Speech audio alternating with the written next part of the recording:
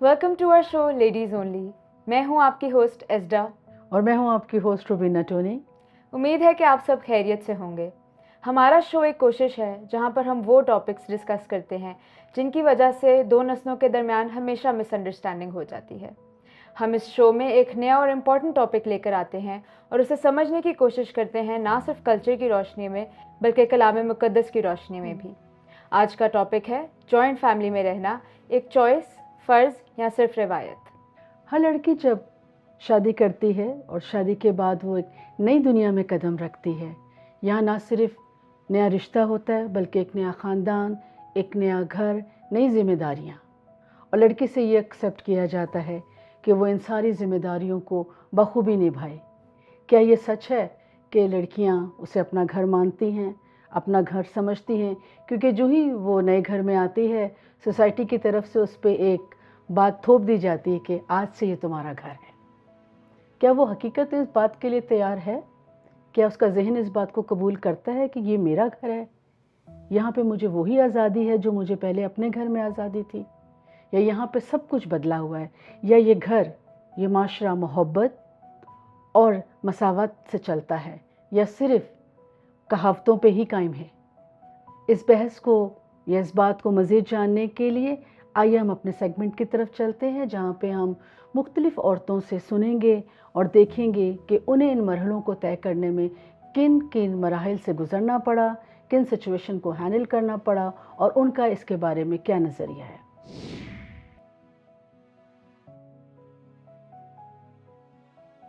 जब मैं रो भी लूँ तो सुनाई नहीं देता। क्या मेरी फीलिंग्स इतनी छोटी हैं? मैं कई दिनों से एक ड्रेस पहनना चाह रही थी जो मेरे ससुराल वालों को पसंद ही नहीं। मैं जॉइंट फैमिली में रहती हूँ, लेकिन अपनी मर्ज़ी का वक्त, कपड़े, डिसीजन लेना मुश्किल है। हर किसी की खुशी का ख्याल रखती हूँ, लेकिन मेरी स्पेस, मेरी प्राइवेसी। कितनी बार मुझे अपनी आवाज़ दबानी पड़ेगी घर की इज्जत के लिए। मेरी पहचान सिर्फ उसकी बीवी और उनकी बहू है। मैं खुद कहाँ खो गई हूँ। मैं जब भी अपनी फीलिंग्स शेयर करती हूँ तो कहते हैं सबके साथ ऐसा ही होता है, लेकिन मेरा दिल। क्या सिर्फ इसीलिए कि मैं बहू हूँ मुझे अपनी ज़िंदगी भूल जानी चाहिए? जॉइंट फैमिली में रहना रहमत भी हो सकती है अगर म्यूचुअल अंडरस्टैंडिंग का, रिस्पेक्ट का और मोहब्बत का माहौल हो। लेकिन बाज़ औक़ात ये ज़हमत बन जाती है जब बहू से कहा जाता है कि बेटा अब आप कॉम्प्रोमाइज़ करो, अब ये सब कुछ करना आपका फ़र्ज़ है। हाँ, ठीक कह रहे हो, लेकिन ये उस वक़्त जब सारी की सारी ज़िम्मेदारी आने वाली नई बहू पे ही थोप दी जाती है कि उसी ने सबके साथ मिल के रहना है, उसी ने सबका ख्याल रखना है, वो सबके लिए परफेक्ट हो। बिल्कुल, वही अच्छी बीवी हो, वही अच्छी बहू हो, अच्छी भाभी हो और घर की सारी ज़िम्मेदारी और सारे माहौल की ज़िम्मेदारी उस पर डाल दी जाए। जबकि कलाम में हम देखें तो इफ्सियों 5वें बाब में रिश्तों की बुनियाद बड़ी खूबसूरती से बताई गई है कि मसीह के खौफ में एक दूसरे के ताबे रहो। सिर्फ बीवी ने ही ताबे नहीं रहना बल्कि शोहर ने भी बीवी का ताबे रहना है। ये हकीकत है। सिर्फ एक ही हाथ से ताली नहीं बजती। अगर आपके अपने घर को, माहौल को सही करना है और आप चाहते हैं खुशगवार माहौल हो, तो दोनों ही फरीकों को एक दूसरे से तावन करना पड़ेगा। अगर आप अच्छी बीवी और अच्छी बहू को एक्सेप्ट कर रहे हो कि वो सब कुछ निभाए, तो सास को भी निभाना पड़ेगा, बिल्कुल, शौहर को भी निभाना बिल्कुल ऐसा ही है। लेकिन कभी कभार जो है लोग इस चैप्टर को पढ़ते हुए सिर्फ जो बीवी को हुक्म है उसी पर फोकस करते हैं कि शौहर की उसी तरह ताबे रहो जिस तरह खुदा की ताबे हो। जो अगला हुक्म है कि मर्द भी जो है, शौहर भी जो है, वो बीवी से उसी तरह मोहब्बत करे जिस तरह से मसीह ने कलीसिया से की है, उसको इग्नोर कर जाते हैं। कलाम मुक़द्दस में साफ तौर पे, ये वाज़े तौर पे लिखा गया है कि अपनी बीवी से अपनी मानिद मोहब्बत कर, यानी अपने जिस्म के मानिद मोहब्बत कर। जहाँ पे शौहर को सर कहा गया है वहाँ बीवी पूरे बदन का किरदार अदा कर रही है। लेकिन अगर आपका सर ही ठीक नहीं होगा तो आपका बदन कैसे ठीक हो सकता है? ऐसा ही है। लेकिन हमारे कल्चर में जो है वो बहू से बड़ी अनरियलिस्टिक एक्सपेक्टेशंस लगा दी जाती हैं। कहा जाता है कि जब बहू ससुराल में आ जाए तो बाकी सब कुछ भूल जाए। अब घर के काम करे, खाना पकाए, सास और ससुर को जो है सुबह उठते साथ ही बिस्तर में नाश्ता मिले, बच्चों को देखे और साथ ही साथ रिश्तेदारों का भी ख्याल रखे। यहाँ पे थोड़ा सा मैं कहूँगी कि फ्लेक्सिबल होने की ज़रूरत है। शायद हर घर में ऐसा नहीं हो, लेकिन ज़्यादातर अगर ऐसा होता भी है तो ये एक गैर मुनसिफाना रवैया है। बिल्कुल। तो जहाँ पर अगर आप बीवी बहू से एक्सेप्ट कर रहे हो कि वो आपके साथ इस तरह आए, तो वहाँ पे सास और ससुर को भी मैं समझती हूँ कि इस तरह से अगर बहू आपके पास आई है, आपके पास फ़र्ज़ करें सुबह में आपके पास चाय लेके आती है और आपको सलाम करती है, तो वही अगर आप एक हाथ से चाय पकड़ते हैं और दूसरे हाथ से शफ़क़त से उसके सर पे फेर दें और उसे दुआ दें, तो मैं समझती हूँ इस किस्म की बातें नहीं। मेरे ख्याल से बहू को स्पेस देनी चाहिए कि वो एडजस्ट करे और ख़ास तौर पे अपनायत का एहसास देना चाहिए। हाँ जी, आप ये कह सकते हैं उसको कि बेटा चलो आज आप बैठो, अभी आप बैठो, आज मैं आपके लिए मज़ेदार सी कॉफ़ी बनाती हूँ, आप चाय पियोगी या कॉफ़ी पियोगी। तो ये छोटी छोटी सी बातें जो उसे ये बता सकती हैं, ये जता सकती हैं कि हमें आपका एहसास है। बिल्कुल आंटी, ऐसा ही है, हमें बहू को स्पेस देनी चाहिए कि वो एडजस्ट कर सके, उसे अपनायत का एहसास देना चाहिए। लेकिन अनफॉर्चुनेटली ये टॉक्सिक कल्चर है और इसमें जो है वो बहू की और ख़ास तौर पे जो हस्बैंड एंड वाइफ होते हैं उनकी मैरिड लाइफ में इन लॉज़ का बहुत ज़्यादा इंटरफेरेंस होता है। जबकि हम कलाम में देखें तो लिखा है कि इसी वास्ते मर्द अपने माँ बाप को छोड़ेगा और अपनी बीवी से मिला रहेगा और वो एक तन होंगे। हाँ, 10 हुक्मों में से एक ये भी है कि माँ बाप की इज़्ज़त करो, लेकिन हमें बैलेंस लेकर चलना है। जहाँ पर माँ बाप की इज़्ज़त इम्पॉर्टेंट है, वहाँ पे मियाँ बीवी का रिश्ता भी इम्पॉर्टेंट है। तो आपने सही कहा, लेकिन बहुत सी जगह हम ये जो आपने आयत कलाम मुक़द्दस से बताई कि मर्द अपने माँ बाप को छोड़ेगा, अगर इसकी इंटरप्रिटेशन थोड़ी सी मुख्तलिफ कर ली जाए तो इसका हरगिज़ मकसद ये नहीं कि माँ बाप को बिल्कुल अकेला छोड़ दे, बुरे हाल में ख्याल नहीं करेगा, बल्कि ये है कि ऐसा नहीं है कि अगर जब बीवी कुछ कह रही है, हाँ, उसकी कोई ख्वाहिश है, उसकी कोई बात है और माँ ने अगर कोई ऐसी बात कर दी, तो यहाँ पे मर्द को अपना रोल प्ले करना पड़ता है कि वो अपनी माँ को भी बैलेंस जैसे जब वो अपनी पुरानी ज़िदों के लिए, इवन यही मिसाल ले लो, अगर उसी लड़की को मनाने के लिए अपने माँ बाप को ट्रिक्स यूज़ कर सकता है, प्यार से मना सकता है, तो यहाँ पर वो बैलेंस कर सकता है कि माँ से भी बात करे और बीवी से बात करे। तो मैं नहीं समझती कोई इतना बड़ा मसला है कि बीवी चाहे कि माँ बाप को छोड़ें या माँ बाप चाहे कि बीवी को छोड़ें। इसी से ये साबित होता है कि जॉइंट फैमिली में सिर्फ बहू ने ही नहीं बहुत इंपॉर्टेंट रोल प्ले करना होता, हस्बैंड ने भी करना होता है। बिल्कुल बिल्कुल, अगर आप चाहते हैं कि आपके घर का माहौल रहे तो देखिए मियाँ बीवी दोनों एक, अक्सर लोग मिसाल देते हैं ना, गाड़ी के दो पहिए हैं, है ना, अगर आगे वाला काम नहीं करे तो पीछे वाला नहीं तो आगे। तो यहाँ पर दोनों की जिम्मेदारी है अपने ख़ानदान को बैलेंस करने के लिए। देखो माँ बाप जब बचपन में आपको बैलेंस करते हैं, आपकी खुशियों का ख्याल रखते हैं, इवन तो आपके दोस्तों का भी ख्याल रखते हैं, है ना, तो इसी तरह अब जिम्मेदारी आ जाती है बेटा बेटी दोनों पर कि वो माँ बाप को भी साथ लेके चले और घर को भी। और यहाँ पे कलाम खूबसूरत रोल अदा करता है।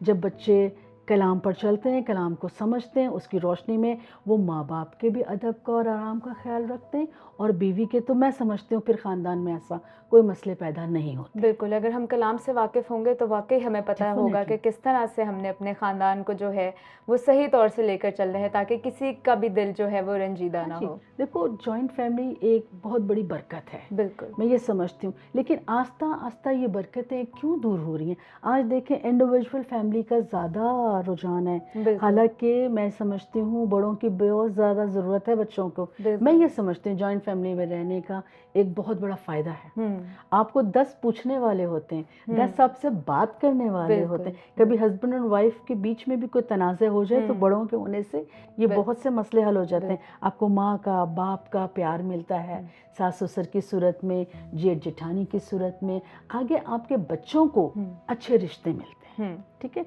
तो मसला ये जो बन गया है ना, एक्चुअली जो कहावतें चल रही हैं, जो सोसाइटी ने बना दिए हैं हमारे लिए, ख़ासकर ये तुम्हारा घर, ये लोगों ने फ़र्क किया है। खुदा के कलाम में कहीं ये जिक्र नहीं है सास से, माँ से, ससुर से या बाप से।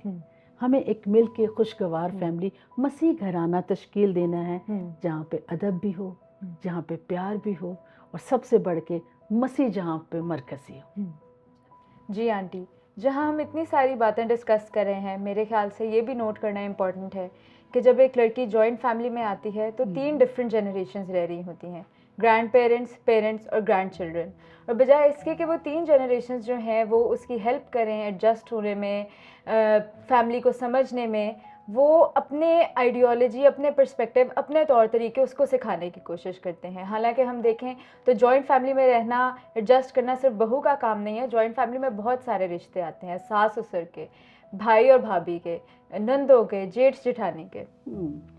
मैं एक बात करूं, बड़ी आसान सी बात। हाँ, ख़ानदान में जब बाहर से जो बच्चे आते हैं, जिस तरह आप कह रहे हो कि सारा कुछ उस पर डाल दिया जाता है, अगर हम इसको थोड़ा सा मुख्तलिफ करके देख लें, जो आया है वो खड़ा होकर देखे। जैसे हम किसी बच्चे को बुलाते हैं, कभी आप नोट करो, और सभी उसकी तरफ हाथ फैलाते हैं और उसको बुलाते हैं, तो बच्चा भी एडजस्ट करता है और देखता है कि मुझे किसकी तरफ जाना है। जहाँ ज़्यादा प्यार और मोहब्बत उसे दिखता है ना, वो उस तरफ जाता है, और उस तरफ सिर्फ जाता ही नहीं बल्कि उससे अपनी बातें मनवाता भी है। बिल्कुल। तो और अगर लड़की अच्छे से एडजस्ट कर जाती है तो हम ये भी देखते हैं कि जॉइंट फैमिली में जहाँ रहने में बहुत सारी खामियां हैं, बहुत सारे फ़ायदे भी हैं। अगर आप बीमार पड़ जाते हैं, बहुत सारे लोग हैं जो आपकी रिस्पॉन्सिबिलिटीज़ शेयर करते हैं।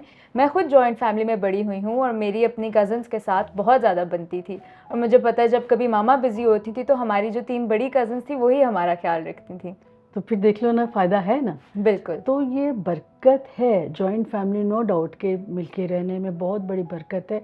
कुछ हालात और कुछ माशरा और कुछ यूँ कह लिए, ये कह सकते हैं कि बढ़ती हुई महंगाई भी इसका एक ज़रिया है कि मुश्किल है जॉइंट फैमिली को हैंडल करना, बट नामुमकिन नहीं है। फाइनेंशियल रिस्पॉन्सिबिलिटी भी शेयर हो जाती है। जी हाँ, कलाम हमें पता है क्या सिखाता है? कलाम सिखाता है मोहब्बत। जहाँ मोहब्बत है ना, मोहब्बत बहुत सी बातों पे पर्दा डाल देती है। अगर आप प्यार से हैं तो कहीं किसी की सख्ती, कहीं किसी की थोड़ी सी बदमिजाजी भी, लेकिन आप उससे अगर प्यार से हैंडल कर लेते हो, बिल्कुल, उसके दिल को मोह लेते हो, जी। वही शख्स आपके लिए ज़्यादा फ़ायदेमंद और करामत हो जाता है। बिल्कुल। कलाम में लिखा है कि नर्म ज़ुबान जो है वो हड्डी को भी तोड़ डालती है।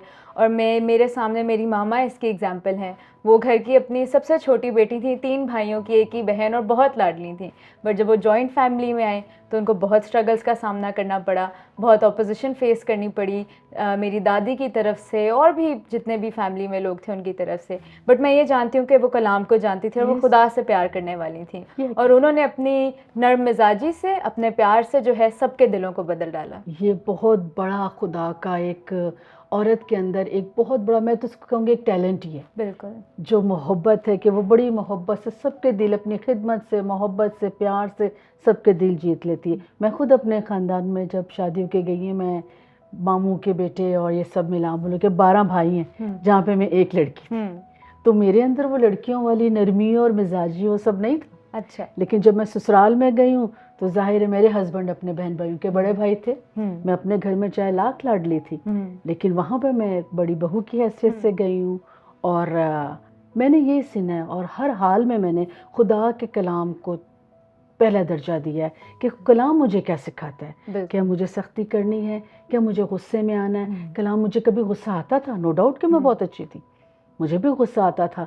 लेकिन खुदा का कलाम क्या कहता है, सूरज के ढलने तक हमारी खफगी बाकी ना रहा। तो कलाम मजबूर करता था कि अगर मैं किसी बात से नाराज़ हूँ या गुस्से भी हूँ या मैं तंग भी हूँ, तो मेरी कोशिश होती थी कि मैं इससे पहले कि शाम हो मैं जल्द से खुद बात करूँ। आंटी, लेकिन आपके टाइम पे जो है वो जॉइंट फैमिली में रहना बड़ा नॉर्मल समझा जाता था, और आप लोग जिस तरह से, जिन कल्चर में, जिस सोसाइटी के जिस हिस्से में आप लोग बड़े हुए हैं, उस टाइम लड़कियों के अंदर बर्दाश्त होती थी। मेरे ख्याल से आज की लड़कियां एम्पावर हो चुकी हैं, लेकिन एम्पावर होते होते मेरे ख्याल से उनके अंदर से टॉलरेंस ख़त्म हो गई है। अगर हम कहें तो एक हद तक बदतमीज़ भी हो चुकी हैं। ये माशरे का अप एंड डाउन है।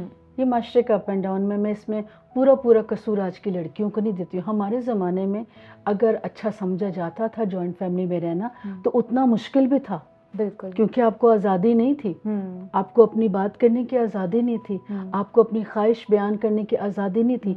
अगर आप शौहर से कहेंगे तो कहेंगे घर में माँ बाप की भी तो सुनते हो। बिल्कुल। ठीक है। और अगर आप उनसे कोई बात कहें कि मेरे साथ आज ऐसे हो गए, तो आपको ये कहेंगे कि बर्दाश्त करो। सास ससुर के पास जाके अगर आप अपनी बात करने को कहेंगे तो वो कहते अदब करो।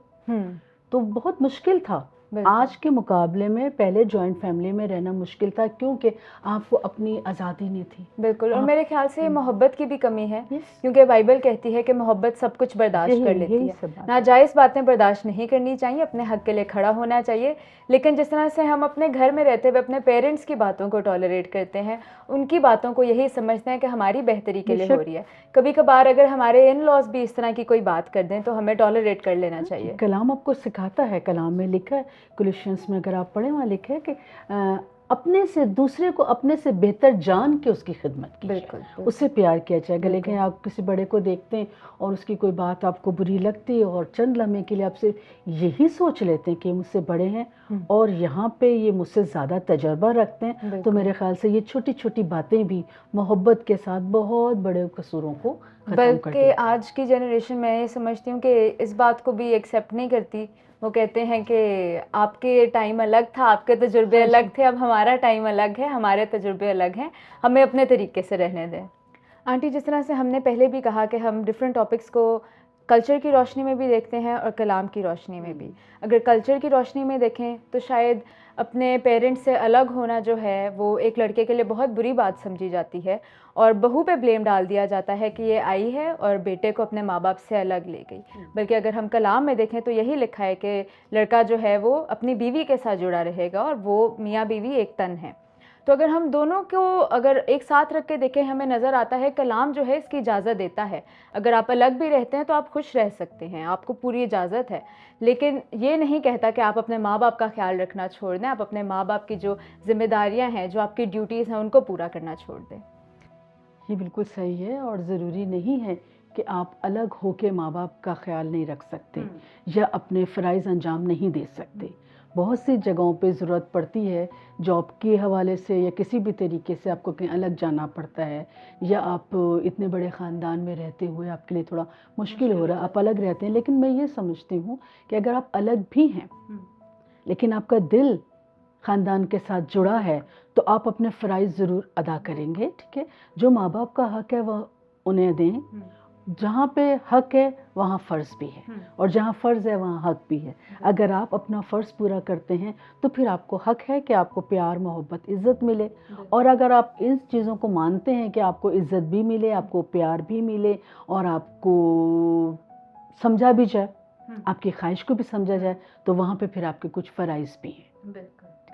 तो ये बैलेंस चलता है हक़ और फ़राइज़, और ये सब हमें कलाम, खुदा का कलाम सिखाता है। आप अपने बड़ों की इज़्ज़त करेंगे, डेफ़िनेटली वो आपसे प्यार करेंगे, आप उनसे प्यार करेंगे, वो आपके हकूक़ अदा करेंगे, और इसी तरह से एक खूबसूरत ख़ानदान तश्कील पाता है, जहाँ पर हमें प्यार, मोहब्बत के साथ, बर्दाश्त के साथ और तहम्मुल के साथ ज़िंदगी गुजारने की ज़रूरत है।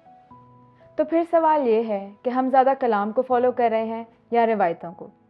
इसी सवाल के साथ हम अपने दूसरे सेगमेंट की तरफ चलते हैं, सच या रिवायत, ट्रूथ और जस्ट ट्रेडिशन, जिसमें आज का मशहूर जुमला ये है कि अच्छी बहू या अच्छी औरत वो है जो घर वालों को जोड़ के रखे। आंटी, क्या ये सच है?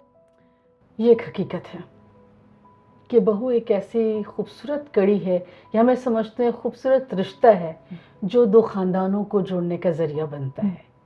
बात वही है कि प्यार और मोहब्बत अगर आप में है, बर्दाश्त आप में है, तालीम आपका साथ दे रही है, खुदा का खौफ आपके साथ है, आप खुदा के कलाम को जानते हैं, तो ये एक सच के साथ एक बहुत बड़ी हकीकत भी है। लेकिन फिर बात वही आ जाती है कि ये अनरियलिस्टिक एक्सपेक्टेशन बहू से लगा दी जाती है कि दो ख़ानदानों को वो जोड़े, जबकि जॉइंट फैमिली में रहना और दो ख़ानदानों का रिश्ता निभाना जो है वो तमाम जितने भी लोग हैं फैमिली में उन सब का किरदार इसमें है। नहीं, यहाँ पे थोड़ा सा चेंज है। हकीकत तो ये है क्योंकि वो एक ज़रिया बनती है, वो एक नई कड़ी आई ना दो ख़ानदानों के बीच में, यानी ससुराल, दोनों तरफ ससुराल हो जाते हैं ना, यहाँ लड़के का ससुराल, यहाँ औरत का, तो आती तो बेटी है, आती तो लड़की है, तो वो एक खूबसूरत ज़रिया, मैंने कहा खूबसूरत ज़रिया है कि इन दोनों ख़ानदानों को जोड़े।